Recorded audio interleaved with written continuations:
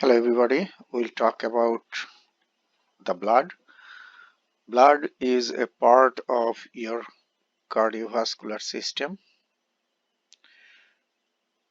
We'll talk about the definition of the blood, general characteristics of the blood, functions of the blood, composition of the blood, and two components of blood are plasma, which is the liquid part, and the formed elements. So these are two components of the blood.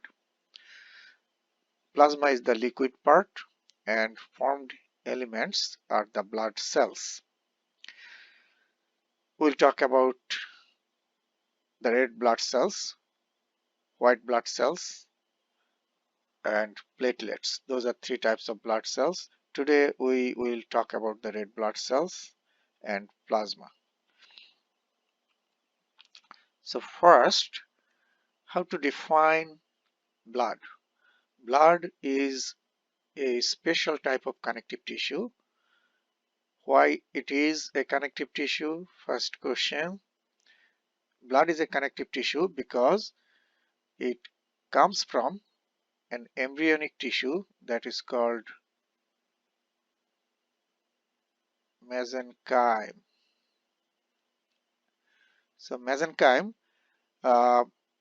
is an embryonic tissue. All connective tissues come from the mesenchyme. Since blood also comes from mesenchyme, it belongs to the connective tissue. Now why we say special type of connective tissue? Because blood is the only connective tissue which is in liquid form. Okay, other connective tissues are in solid form. For example, cartilage, bone, fat, coverings of the organs, tendons, ligaments, all those belong to the connective tissue, but they are in solid form. Only blood is in liquid form. Uh, and blood circulates throughout the body within a closed system. What is the closed system? Closed system is the cardiovascular system. That is the heart,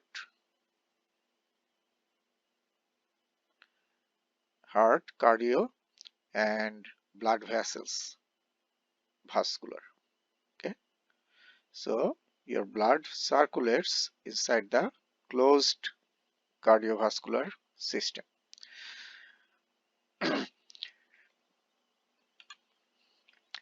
General characteristics of the blood. The color of the blood, we know that blood color is red, but the arterial blood, where you have more oxygen, the color of the arterial blood is bright red. Venous blood has more carbon dioxide, less oxygen than the arterial blood, and that's why the color is dark red. Now, when the oxygen binds with the hemoglobin, it gives bright illumination, and that's why where you have more oxygen inside the artery, the blood color is bright red. pH of blood. Blood is slightly alkaline. Why? Because 7.0 pH 7.0 is neutral. We know that, right? And you see the pH of blood is slightly higher than 7.0. That means alkaline. If pH goes below 7, that is acidic. Above 7, that is alkaline. So blood is slightly alkaline and the pH is between 7.35 to 7.45. Now if the pH of blood goes below 7.35, then it is called acidosis because it is moving towards acidic. right? Okay. If pH goes above 7.45, that would be termed as alkalosis.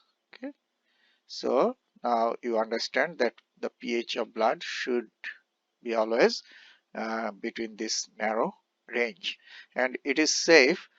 You see that even the pH goes a little bit below 7.35, it will not be acid. It will be acidosis, the condition, but still if it is 7.20,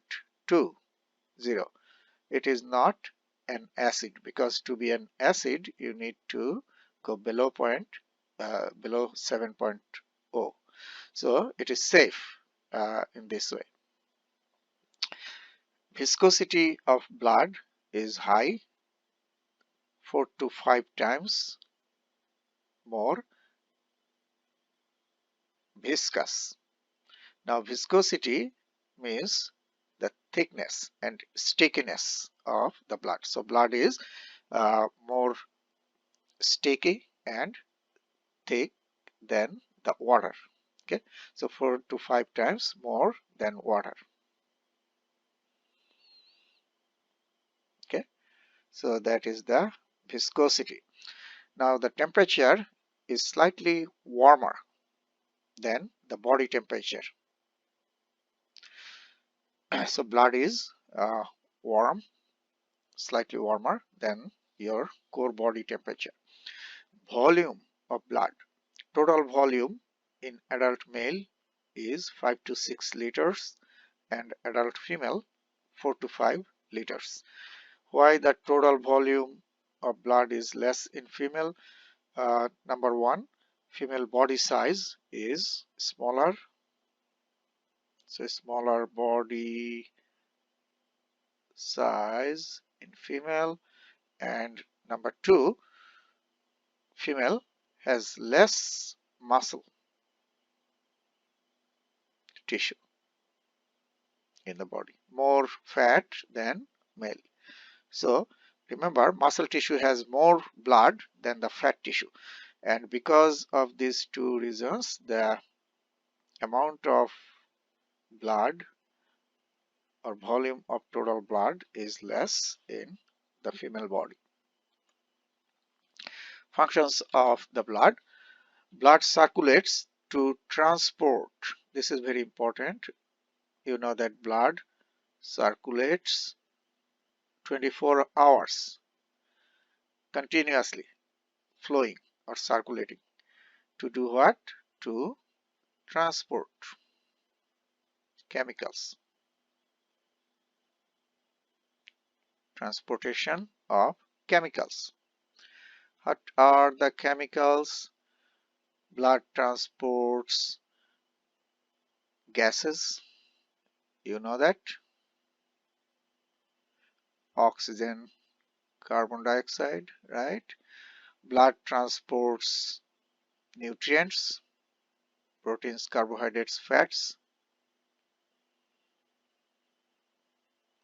molecules. Blood transports hormones from the glands to the target organs, right? So hormones. Blood transports antibodies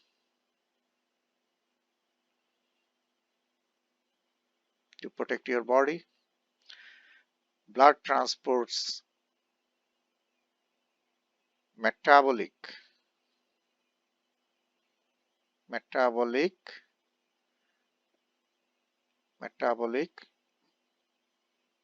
toxins, toxic chemicals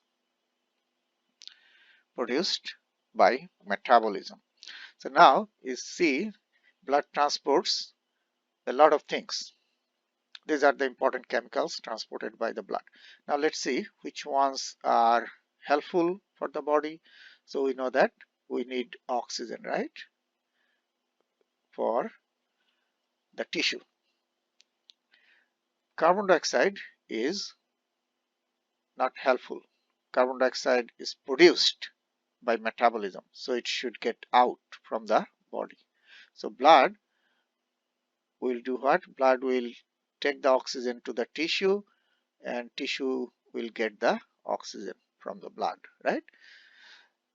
Blood gets carbon dioxide from the tissue and brings it into the lungs, and lungs will expel the carbon dioxide out from the body, right?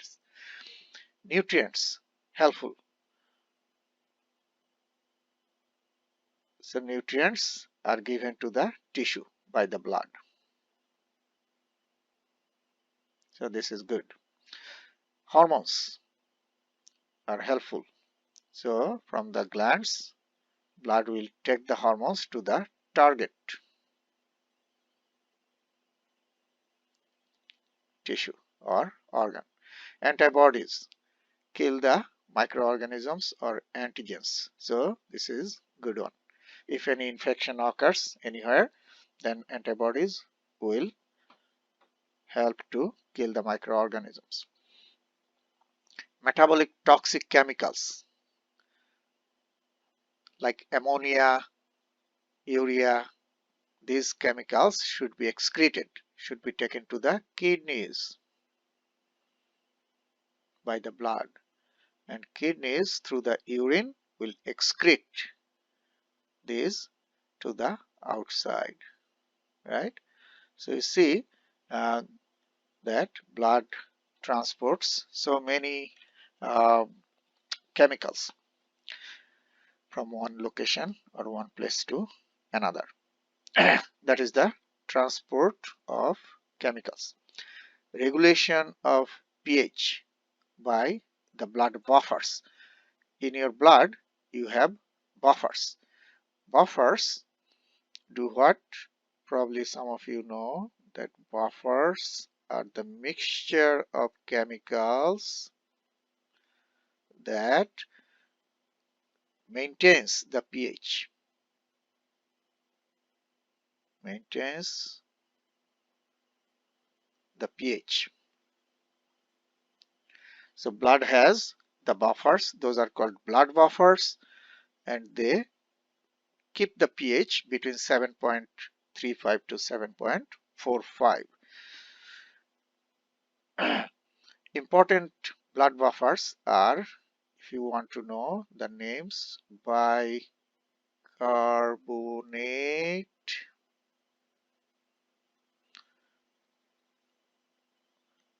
buffer, protein buffers, protein buffer, and phosphate. Remember, those three are the most important ones. Phosphate buffer. Okay, so because of the presence of those three, bicarbonate, phosphate, and protein buffers, the pH of blood remains between 7.35 to 7.45. Coagulation. Two components of your blood helps in blood clot. One is a plasma protein that is called fibrinogen, and a blood cell that is called platelets.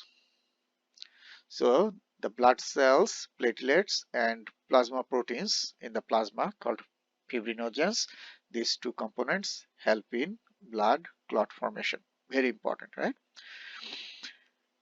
Defense. Two components of your blood provides protection or immunity or defense to your body. One is called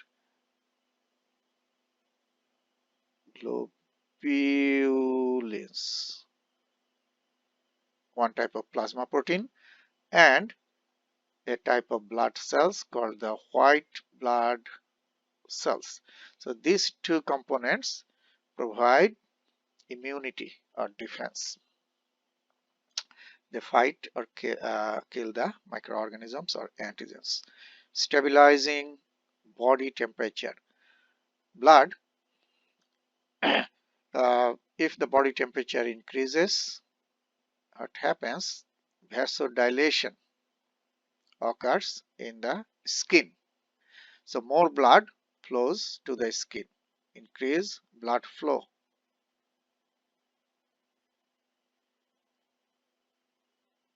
In your body surface.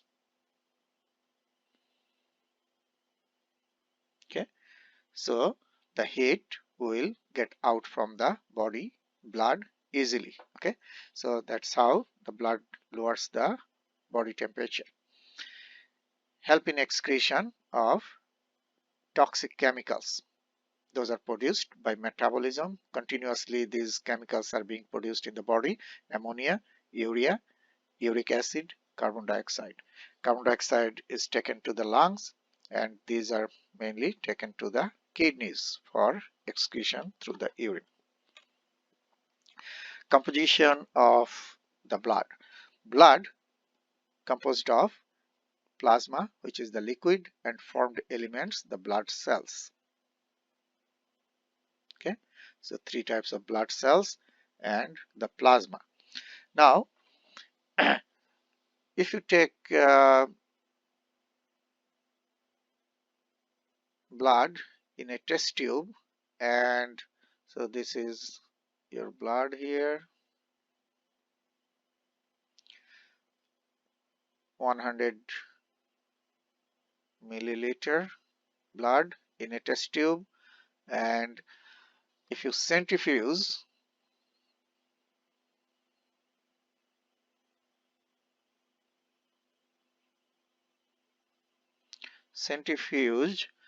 for few minutes, what will happen? You'll see the blood cells, red blood cells, go to the bottom, and then white blood cells and plasma platelets are here. So the blood cells go to the bottom part of the test tube, and the liquid part, the plasma, goes to the top part. And now if you measure this volume of the blood cells, it is about 45 milliliter. That means 45%, because total volume is 100, so 45 milliliter is formed elements. So formed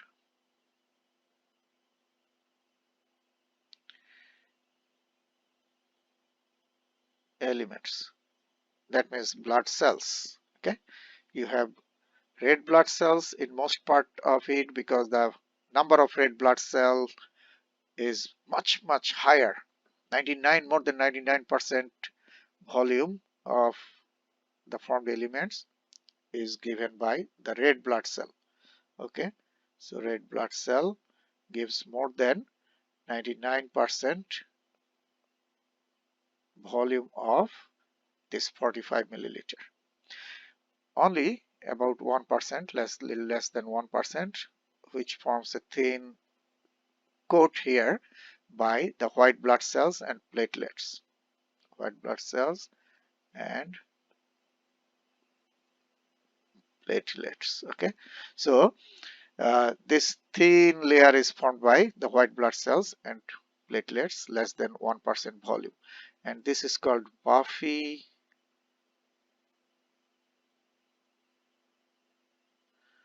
coat. Okay, so that is 45% by the formed elements.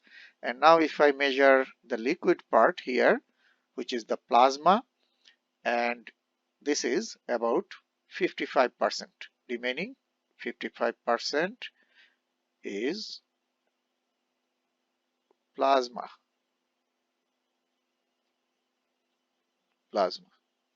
Okay, so that is the composition of the blood and how you can separate those two components. And the volume of formed elements, percent volume,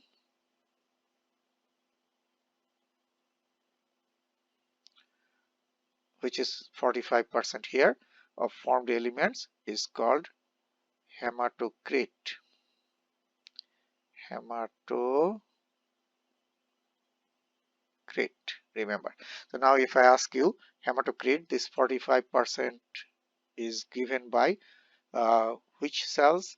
99, more than 99% of it is given by the red blood cells, and only less than 1% is given by white blood cells and platelets, because the number of white blood cells and platelets uh, is much lower than the number of red blood cells. Now let's talk about this liquid part, plasma. If you see the plasma, in plasma 92% volume is water and 7% is proteins, called the plasma proteins. Proteins in the plasma, okay, 7%. So mainly water, and 1% other solutes dissolved in the plasma. You know that hormones, antibodies, right? Uh, Different other chemicals, we talked about that, are dissolved here. So only 1% other solutes. Now plasma proteins. There are three types of plasma proteins. We'll talk about that. Those are important plasma proteins in the blood. So we'll talk about those three types of plasma proteins, remember, soon. Formed elements, which form about 45% volume, called the hematocrit, includes the red blood cells, white blood cells, and platelets. Okay, the number of red blood cell is much higher than the white blood cells and platelets. Okay, very high. So here same thing, you see, if you take blood and centrifuge, you will see the plasma and formed elements get separated, and plasma has three types of proteins I mentioned. Those are important plasma proteins: albumins, globulins, and fibrinogens. Okay, and other solutes includes electrolytes, nutrients, metabolic wastes, hormones, those. So the other solutes only form 1% volume, you know that, of plasma, and proteins, plasma proteins, give about 7% volume of plasma, and 92% volume is given by what? Water. Okay, and formed elements, you see the platelets here, 5 different types of white blood cells and the red blood cells. So red blood cells, 5 types of white blood cells, and these tiny cells are called the platelets. Okay,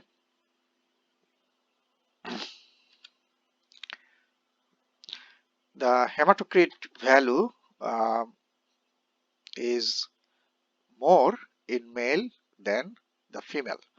Why? Because the number of red blood cell count is less in female. So that if you count the red blood cell in same volume or amount of blood, the number of red blood cell count will be lower in female blood. And we know that more than 99% hematocrit is given by the red blood cells. Therefore, the hematocrit value is less in female than the male. Why the count of red blood cell is more in male than the female blood? Two main reasons. One is in male body is more muscular, so metabolism is more in male, more metabolism, and you all know that metabolism needs oxygen, right? More metabolism, more oxygen is required, and red blood cells actually transport oxygen. So that's why in male body you have more red blood cells. Another is a hormone, male sex hormone, testosterone,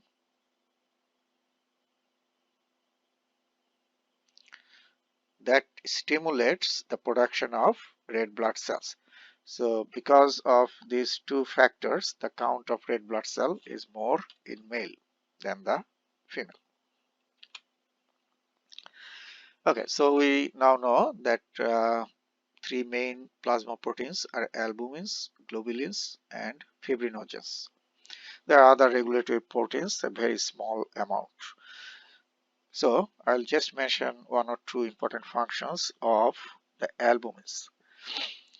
Albumins provide the osmotic pressure, which is called colloid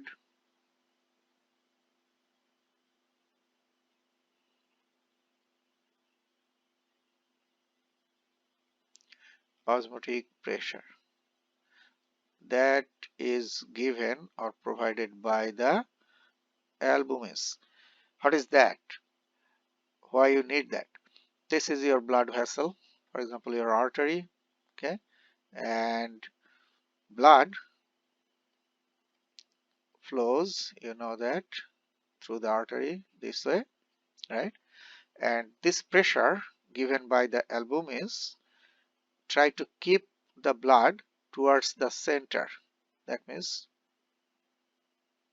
pull the blood towards the center of the blood vessel. Okay, prevent outwards pressure. So that is the function called the colloidal osmotic pressure or colloid osmotic pressure, and that helps the blood flow fast, more efficiently through the blood vessels, because the pulling pressure is towards the center. So blood will try to remain and pass through the center of the blood vessel. Now if colloidal osmotic pressure is lost or decreases, then what will happen? The blood will tend to move towards the wall. The pressure this way will, outwards pressure will increase. So what will happen if the pressure increases towards the wall? Through the wall, some liquid, fluid, or water will come out from the capillaries or blood vessels. Makes sense, right? If pressure increases towards the wall, instead of going this way, more this way. So that will cause edema, accumulation of fluid in the tissue. Okay. Uh, these plasma proteins are mainly produced in the liver. So in liver cirrhosis or liver damage, what happens? The production of plasma protein decreases, right? Makes sense? So if someone's liver is non-functional, then what will happen? The production of plasma protein will decrease, and that will cause the problems, like if fibrinogen production is less, you know that fibrinogen is responsible for blood clot formation, right? So in that case the blood clot formation will be delayed, so the person will have more bleeding tendency. If any injury occurs, it will take longer time to stop bleeding. If the production of globulin decreases, then the immunity will be compromised, so the person's immune function will be less. So you see that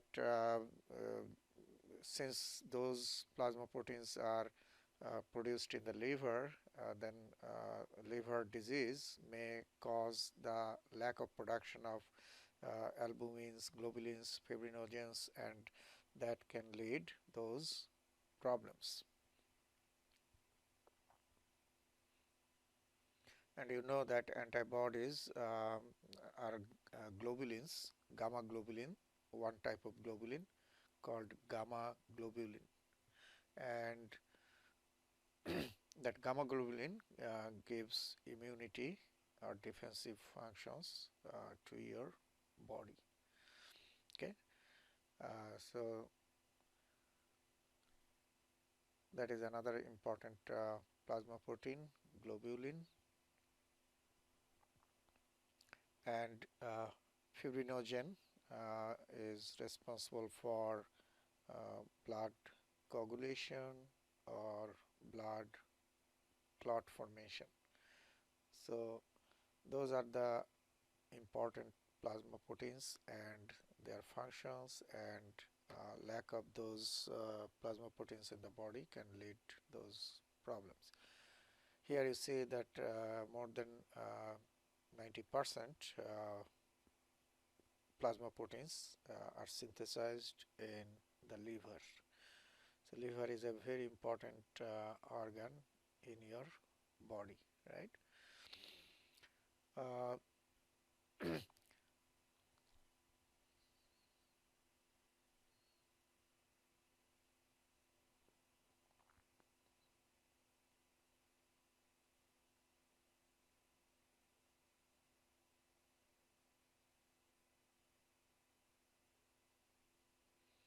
okay, so you need to remember the name of those important plasma proteins, their sources, and important functions. Here again those three types of plasma proteins. Now we'll talk about the formed elements, the solid part of the blood. Liquid part is the plasma and solid part is the formed elements or blood cells. There are three types of blood cells: red blood cells or erythrocytes. Erythro refers to red and cytes means cells, so red colored cells. And the main function of red blood cells or erythrocytes is transportation of oxygen and carbon dioxide. So gas transportation. Inside the red blood cell you have hemoglobin, red colored pigment, okay, that is called hemoglobin. And because of that red colored pigment, red blood cells are red, and because of that hemoglobin also the whole blood is red, right? And hemoglobin transports most of the oxygen in your body. About 98.5% oxygen is transported by the hemoglobin. Hemoglobin binds with oxygen and transports the oxygen. Carbon dioxide also is transported by the hemoglobin, but in lesser amount. So oxygen transport is the main function. However, carbon dioxide is also transported by hemoglobin. And white blood cells are also called leukocytes. Leuko means white and cyte cells, and mainly responsible for immunity. And platelets are responsible for blood clot formation by forming plaques. Now we'll talk about the important properties of white blood cells. As I have just mentioned that uh, the color of red blood cell is red because of the presence of hemoglobin, the red pigment hemoglobin inside the red blood cells. Uh, then the shape of the red blood cell, the shape is uh, round but flat. So flattened round shape. It's not spherical, not like a soccer ball. It's like if you take the air out from the soccer ball and press it, it will be flat, right? So red blood cell is like that, flattened round.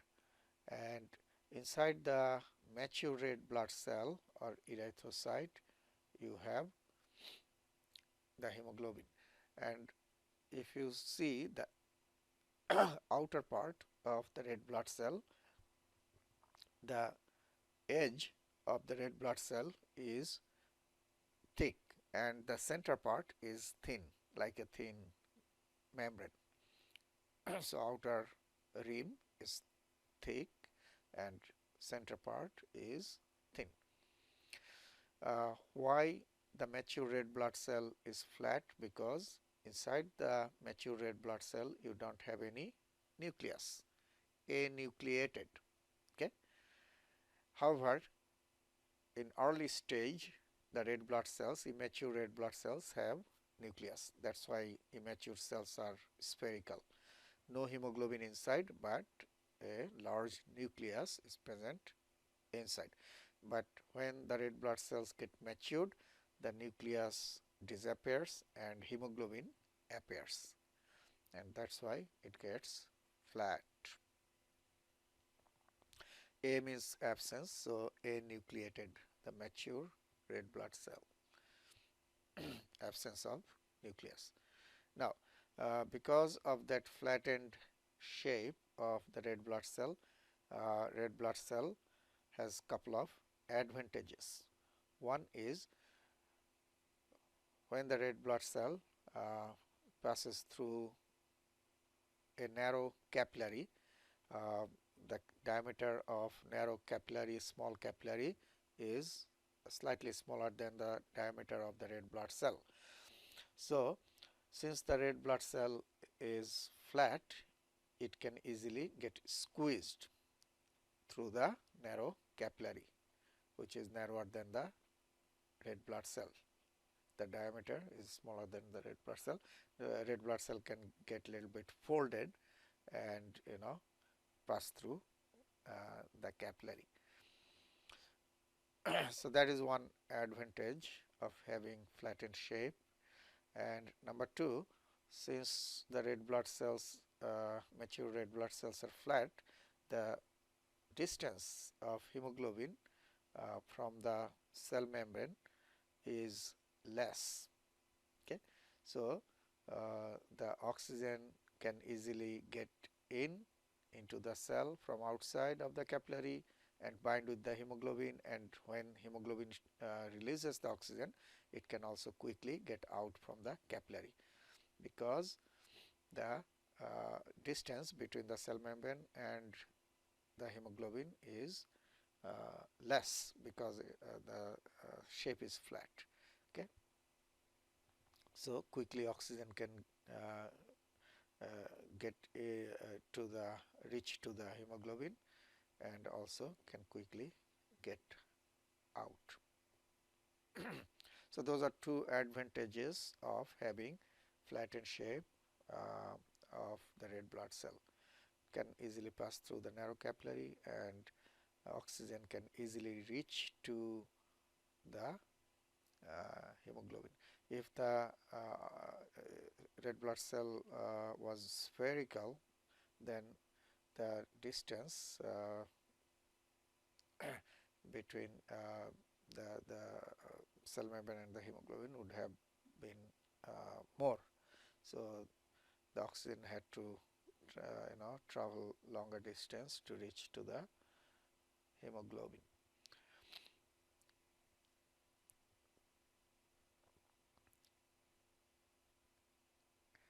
Here you see the shape of the red blood cells. In the first slide you see the red blood cells under the microscope, and you see those red colored cells, the center part is whitish. Why?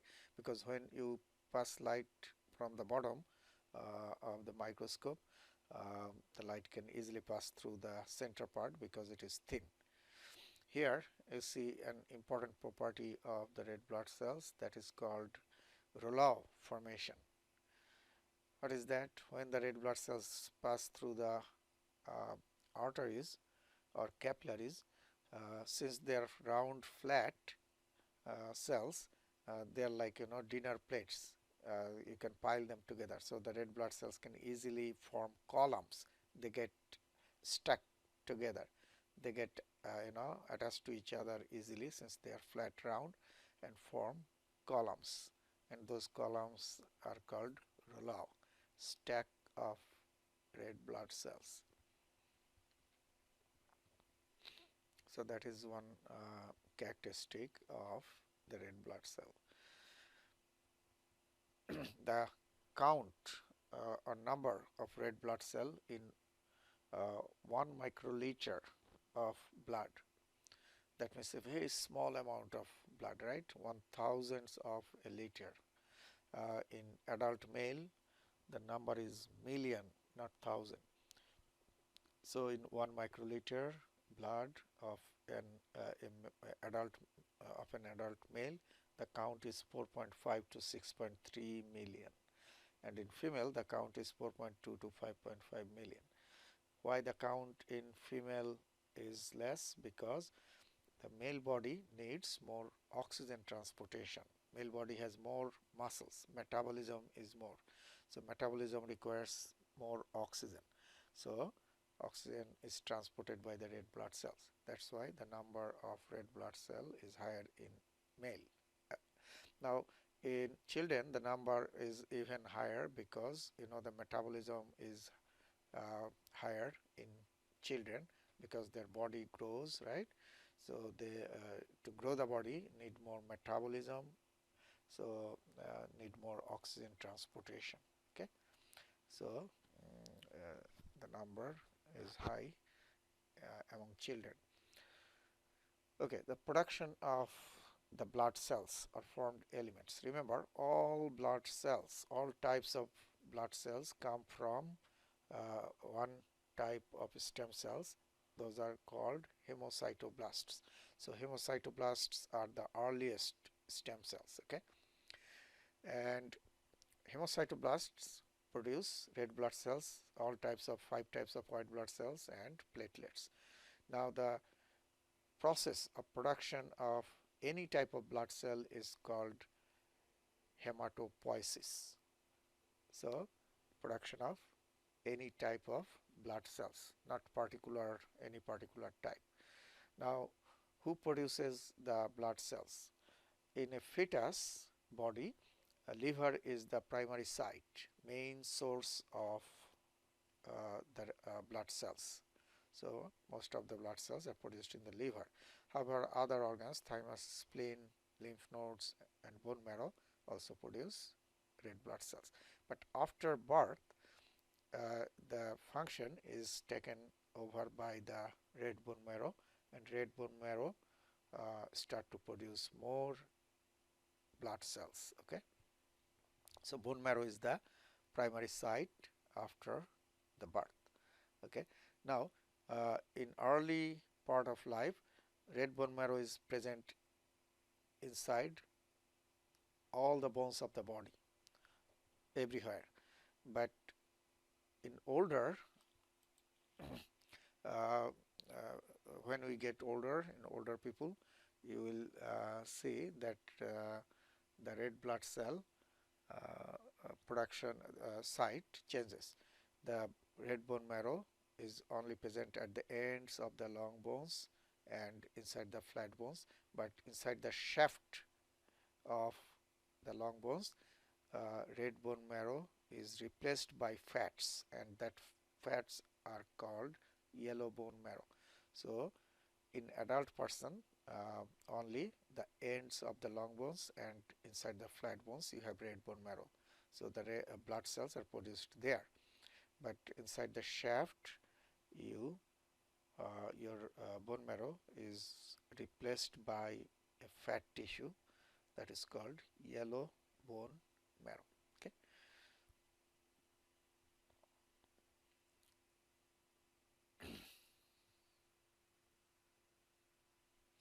Okay, so those are the sites of the production of the blood cells. Now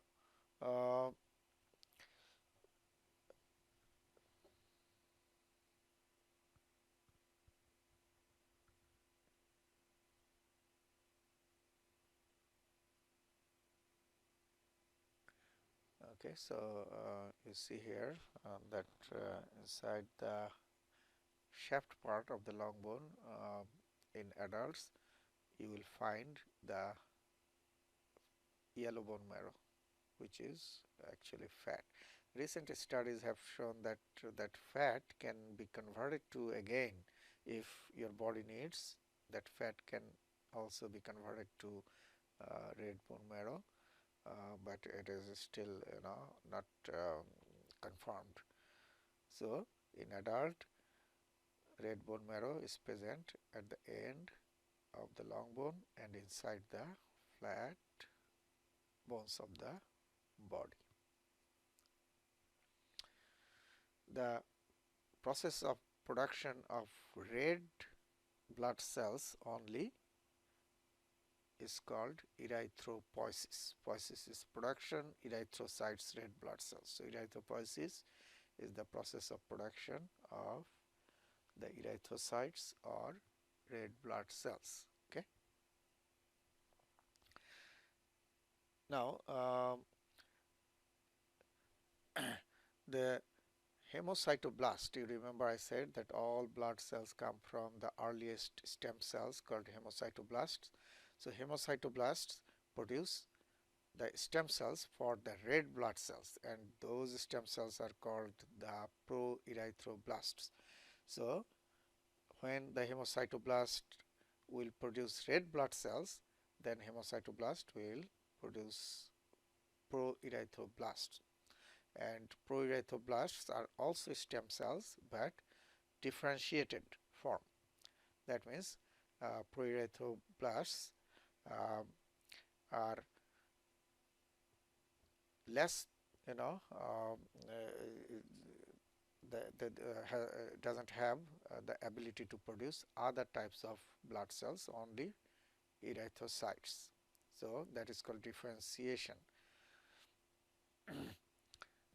So hemocytoblast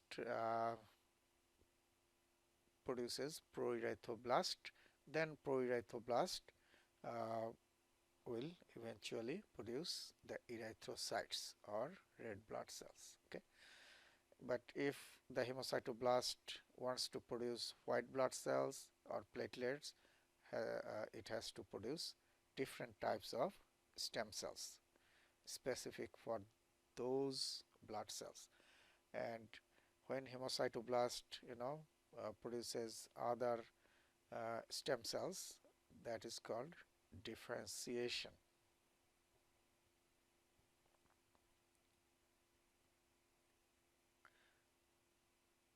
Okay, differentiation. Okay. Factors influence erythropoiesis: renal erythropoietin, testosterone, hypoxia. Inside the kidney, erythropoietin is a chemical that is produced and that stimulates the production of erythrocytes. That's why called erythropoietin, the chemical that stimulates the production of erythrocytes or red blood cells. Testosterone, male sex hormone, also stimulates the bone marrow to produce more red blood cells, and we know hypoxia, we talked about that. When oxygen pressure is low, your body suffers from lack of oxygen, tissue suffers from lack of oxygen, that is called hypoxia. The count of red blood cell goes up. Okay, now from an immature red blood cell to become a mature red blood cell, three important changes occur. The cell size gets smaller, hemoglobin appears, and nucleus disappears. So reduction of cell size, appearance of hemoglobin, and disappearance of nucleus. That means what? The immature red blood cell is bigger than mature. Inside it there is a large nucleus and the hemoglobin is absent there. Make sense? So let's see. You see the large spherical shaped immature red blood cell, and it doesn't have any hemoglobin, and however there is a large nucleus inside. So no hemoglobin but a nucleus. That's why it is spherical, because of the nucleus inside. Now, when that immature red blood cell becomes a mature erythrocyte or red blood cell, what happens? You see here, uh, the shape changes. The spherical shape becomes flat because the hemoglobin disappears. Okay, and gradually, nucleus disappears. That's why it becomes flat, and gradually hemoglobin starts to appear. Okay, and the size of the cell gets smaller. So those are three important changes, three or four. If you say cell becomes flat, nucleus disappears, hemoglobin appears, and the size, the whole size of the cell gets smaller. Okay. So those, if I ask you to write down the important changes during the maturation of a red blood cell, those are the important changes during the maturation of a red blood cell. The lifespan of a red blood cell is only 90 to 120 days, because no nucleus is there, right, in mature cell.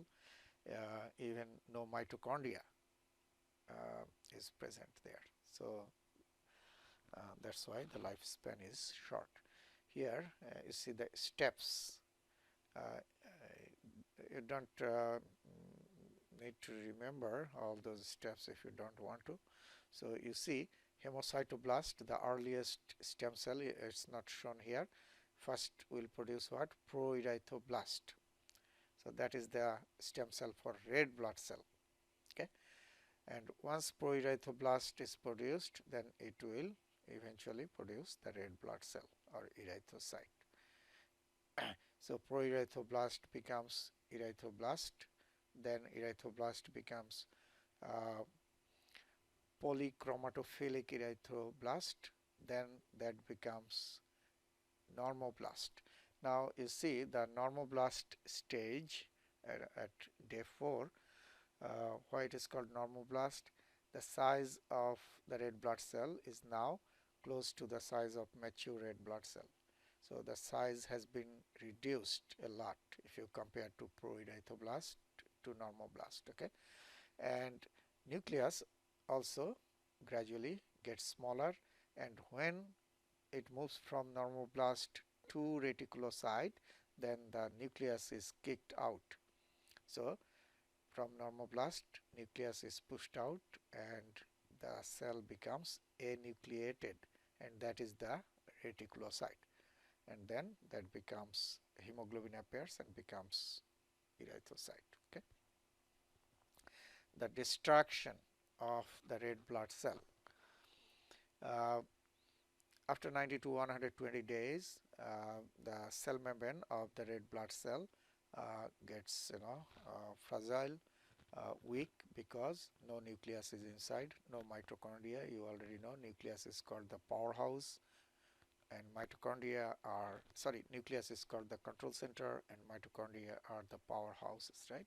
So both are absent. So the cell metabolism is very weak, and cell membrane gets weak, and then when it tries to pass through narrow blood vessels or capillaries, the rupture of the cell membrane occurs and cell dies. And in most of the cases, the red blood cells are destroyed inside the liver and the spleen. That's why those two organs are called the graveyards of the red blood cells. So while the red blood cells, old red blood cells, after 90 to 120 days, they try to pass through the capillaries inside the liver and the spleen.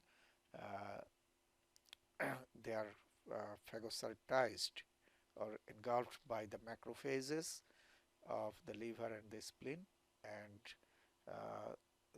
they are destroyed.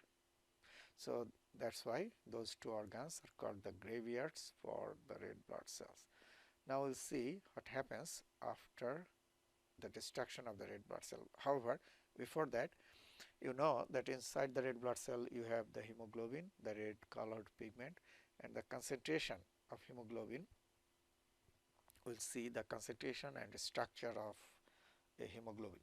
So, the normal concentration of an adult male person is 14 to 18 gram per deciliter. That means 100 milliliter of blood. Deci, 1/10 of a liter. So 100 milliliter blood has 14 to 18 gram. Okay, and in female 12 to 16 less. Now you see the hemoglobin, its name, if you just think, has two parts, heme and globin, and the main component of heme is the iron. Iron must be present in ferrous, Fe++, 2 plus form, because this form of iron can bind with the oxygen. So the iron of heme binds with the oxygen. That means it carries the oxygen.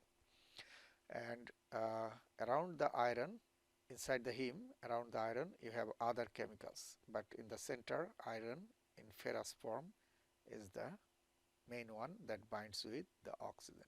Okay, so heme has a iron in ferrous form in the center, and around it you have other chemicals, just know that. And oxygen binds with the ferrous form iron. If it is in ferric form, oxygen binding will be much weaker or less, so that is not helpful. Okay, and globin is actually a protein formed by amino acids, and in that protein you have 2 alpha amino acid chains and 2 beta amino acid chains. So globin is a protein formed by 2 alpha and 2 beta chains, and those are the amino acid chains. Okay, so when the red blood cells are destroyed, those components get separated. The iron will get separated from the rest part of the heme, and iron will go back to the bone marrow to produce new hemoglobin, and the globin, amino acids of globin, will also go back to the red bone marrow, to the bone marrow to produce new hemoglobin. So the iron and amino acids of globin will go back to produce, will be recycled. However, the rest part of heme except the iron, that will be converted to a yellow pigment. Okay, now why in female blood you have less hemoglobin than male? If you take same amount of male and female blood, we already know that in the female blood the count of red blood cell will be less. You already know that, right? So this is a male, blood. So you see the number of red blood cell is more, and inside the red blood cell we have hemoglobin. Okay, so all these red blood cells in male blood have hemoglobin. Now inside the female blood, the count of, in the female blood, the count of red blood cell is less, although the red blood cells have same amount of hemoglobin, but since the number of red blood cell or count is less in same volume of blood, the total amount of hemoglobin will be less. Here you see the structure of a hemoglobin. You see that that orange colored round structure, that is the heme, and inside the heme you see small round spherical tiny structure, that is the iron part inside that. Okay, and the right side you see the chemical formula of heme. So you see the iron in the center, and around the iron you have other chemicals, right? So you have other chemicals around. So that is the heme, iron in the center and other chemicals around. And there are 4 heme molecules in each hemoglobin molecule, and then 2 alpha and 2 beta chains. You can see here alpha 1, alpha 2 and beta 1, beta 2, and these are amino acid chains. Okay, so protein or amino acid chains. So 2 components when the red blood cells are destroyed, the iron, which is very important, will go back to the bone marrow, and the amino acids of those globin chains will be going back to the bone marrow to produce new hemoglobin for the new red blood cells. However, what will so iron will go back to the bone marrow, you see here, and also not only the iron will go back, as well as the amino acids of the globin chains will go back to the bone marrow to produce or manufacture new or synthesize new hemoglobin. Okay. However, the other chemicals of heme will be converted to a pigment that is called biliverdin, and then biliverdin will be converted to a yellow colored pigment that is called bilirubin. So biliverdin first, other chemicals of heme will be converted to biliverdin first and will then be converted to bilirubin. Then bilirubin will be secreted in the liver, okay, and will get out through the feces and urine. So the bilirubin from the liver will go to the intestine and will get mixed with the food stuff and will get out with the feces, and some bilirubin will go to the kidneys by the blood and will get out through the urine. That's why the color of the urine is yellowish. Feces is also yellowish.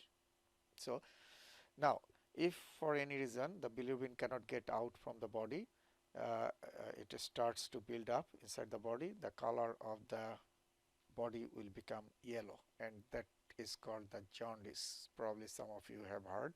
Jaundice is the yellowish coloration of the skin and the mucous membrane due to increased concentration of bilirubin in the body. So if the bilirubin cannot be excreted through the urine or through the feces, then that is one type of jaundice, that is called obstructive jaundice. If the bile duct is obstructed, then the bilirubin will not be able to get out. There is another type of jaundice that is called hemolytic jaundice. Even the bilirubin is getting out from the body through the feces and urine, but if the red blood cells are destroyed too much, more than normal, excessive destruction of red blood cell, that can also produce more bilirubin, right, in the body. So that is called hemolytic lysis, breakdown of the red blood cell. Okay. So those are 2 ways the concentration of bilirubin can be built up in the body or can be increased in the body. One is the obstruction, so obstruction of the bile duct, so the bilirubin cannot get out through the urine or feces, mainly through the feces, not urine. In this case, obstructive jaundice. And hemolytic, if the breakdown of red blood cell, premature destruction of red blood cell occurs. Even before 90 to 120 days, the red blood cells start to be destroyed. Then the amount of bilirubin production will be high. That is called hemolytic jaundice. There is another type of jaundice that is called physiological jaundice. That is normal, that is nothing abnormal. In newborn babies or infants, you see that jaundice pretty commonly. We see that that is called physiological jaundice. Why you see jaundice in newborn? Because some blood from mother's body still remains in the fetus blood. So those old red blood cells start to get destroyed, and that produce more bilirubin. But after a few days, when mother's blood will be replaced by the infant's blood, then the jaundice will be gone. Okay. When hemoglobin binds with oxygen, that form of hemoglobin is called oxyhemoglobin, HbO2. When oxygen gets out or released from the hemoglobin, that hemoglobin is called deoxyhemoglobin. So oxygen attached to the hemoglobin, that form is called oxyhemoglobin. Oxygen detached from the hemoglobin, that form is called deoxyhemoglobin. Okay, and another form, when carbon dioxide binds with hemoglobin, that is called carbaminohemoglobin, HbCO2. Okay, when oxygen binds with hemoglobin, the hemoglobin gives more bright red color. We have talked about that, right? Okay, so we have already talked about the destruction of red blood cells. The rest part of heme, except the iron, becomes biliverdin, right? And biliverdin becomes bilirubin, yellow pigment, and that gets out from the body regularly every day. You see, when you urinate, urine color is yellowish, right? Feces color is yellowish. So red blood cells are being destroyed all the time inside the body, right? And bilirubin is being produced all the time, and it is also getting out from the body all the time with your urine and feces. So this is a nice cartoon you can see here in the top left. Macrophage inside the liver or spleen. So macrophage engulf the red blood cells, the old red blood cells, and the iron and amino acids. Those two things go back to the bone. You see in the right top side, they go back to the bone to produce what? New hemoglobin. Okay. And in the left side bottom, you see that rest part of heme becomes biliverdin, then bilirubin, and bilirubin is secreted into the liver. From there, some goes to the kidney to be excreted through the urine, and some goes to the intestine through the bile duct. Now here you see below the liver, the bile duct takes the bilirubin to the intestine. Now if that bile duct is blocked, then what will happen? The bilirubin will not be able to get out through the feces, right? Will not be able to go to the intestine. So in that case, you will have jaundice. If you see the presence of hemoglobin in the urine, that is called hemoglobin urea. Makes sense, the name hemoglobin urea. Hemoglobin in the urine. Okay. So if excess hemolysis or breakdown occurs in the blood stream, then some bilirubin can be found. Some hemoglobin could be found in the urine. Hematuria. This is more serious condition if the whole red blood cells are found in the urine, not the hemoglobin. That means the large blood cells are getting out through the kidney, so that kidney is not filtering the blood enough adequately. So those are the things you need to know from this part of the blood.